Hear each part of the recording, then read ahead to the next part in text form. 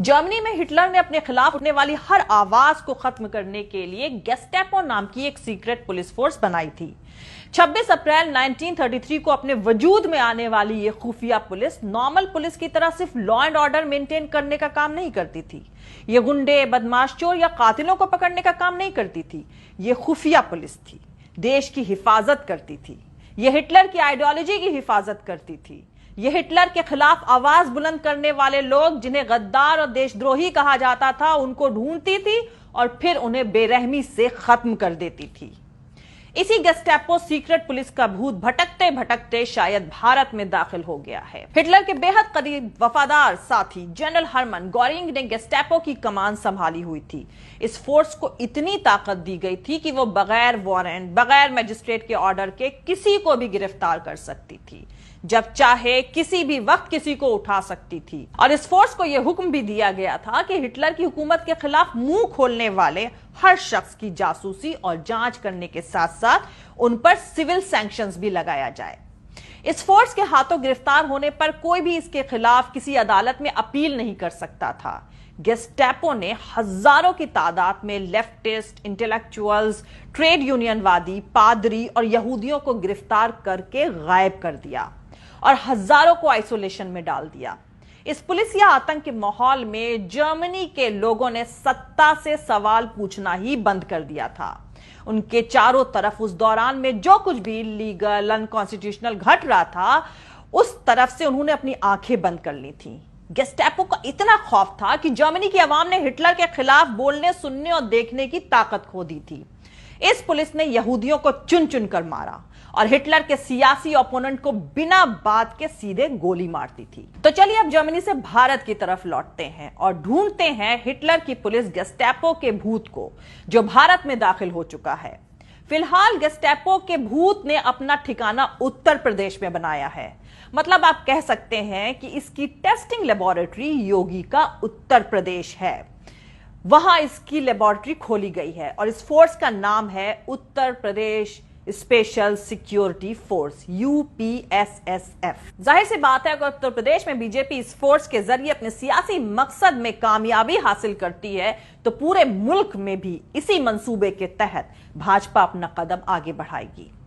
फिलहाल उत्तर प्रदेश में मुसलमानों, दलितों के साथ साथ ब्राह्मणों को भी ठोकने का खतरनाक खेल चल रहा है। और जब योगी जी का ड्रीम प्रोजेक्ट UPSSF अपने वजूद में आएगी, तो बिना सवाल जवाब किए, बिना वारंट के किसी को भी उठाएगी और योगी जी की ठोकने वाली पॉलिसी अपनाते हुए जुल्म सितम की खौफनाक कहानी की शुरुआत होगी। योगी आदित्यनाथ सरकार ने Uttar Pradesh special security force act 2020 को लागू कर दिया है। इसके तहत Uttar Pradesh special security force UPSSF को बिल्ड किया गया है, उसको बनाया गया है। उत्तर प्रदेश सरकार की तरफ से रविवार यानी बीते संडे देर रात को कहा गया है कि उत्तर प्रदेश SSF मुख्यमंत्री योगी आदित्यनाथ का ड्रीम प्रोजेक्ट है। योगी जी के इस ड्रीम प्रोजेक्ट की सबसे अहम बात यह है कि इस फोर्स के पास वारंट के बिना ही तलाशी लेने का हक होगा और इस फोर्स का कोई भी मेंबर किसी मजिस्ट्रेट के ऑर्डर और किसी वारंट के बिना ही किसी भी इंसान को गिरफ्तार कर सकता है। मतलब इसके सिपाही बिना वारंट के आपके घर में घुस सकते हैं और आपको गिरफ्तार कर सकते हैं। और दूसरा, उनके इस एक्शन पर अदालत बिना सरकार की मंजूरी के रोक भी नहीं लगा सकती। तीसरा, इन्हें पेमेंट देकर कोई भी प्राइवेट उद्योगपति यानी इंडस्ट्रियलिस्ट भी इस फोर्स का इस्तेमाल कर सकता है। मतलब अब इंडस्ट्रियलिस्ट मजदूर नेताओं और जमीन ना देने वाले किसानों के घर में इस फोर्स को भेज सकते हैं और उन्हें गिरफ्तार करवा सकते हैं। और इन बेचारे किसान और मजदूरों को बचाने के लिए अदालत बीच में नहीं आएगी।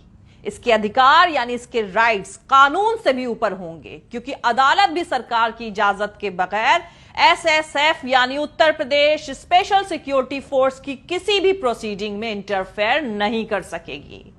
जरा सोचिए, अब आपको उत्तर प्रदेश में स्पेशल सिक्योरिटी फोर्स के लोग किसी वारंट के बिना, किसी रिकॉर्ड के बगैर अरेस्ट करेंगे, तो उनको आपको रिहा करने की जरूरत भी नहीं पड़ेगी, क्योंकि वो तो साफ साफ कहा जा सकता है ना कि भैया हमने तो गिरफ्तार ही नहीं किया।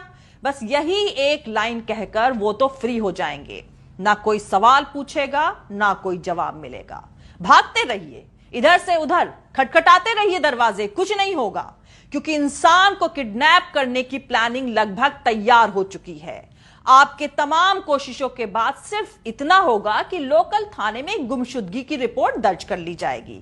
जाहिर सी बात है, हुकूमत के इशारे पर गलती से भी पकड़ लिए गए लोगों को जिंदा रिहा करने की कोई कंपल्शन, कोई प्रेशर नहीं होगा। और शुरू में इस तरीके से गिरफ्तार किए गए लोगों में सबसे ज्यादा मुसलमान और दलित होंगे।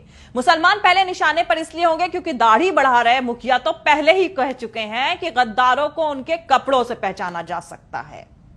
तो दोस्तों, योगी जी के इस ड्रीम प्रोजेक्ट के तहत उत्तर प्रदेश में जो नई पुलिस फोर्स बनाई जा रही है, वो एक सियासी मकसद हासिल करने का भाजपा का एक छोटा सा एक्सपेरिमेंट है। अगर भाजपा इसमें कामयाब होती है तो देश में आने वाले वक्त में बहुत कुछ बदलने वाला है।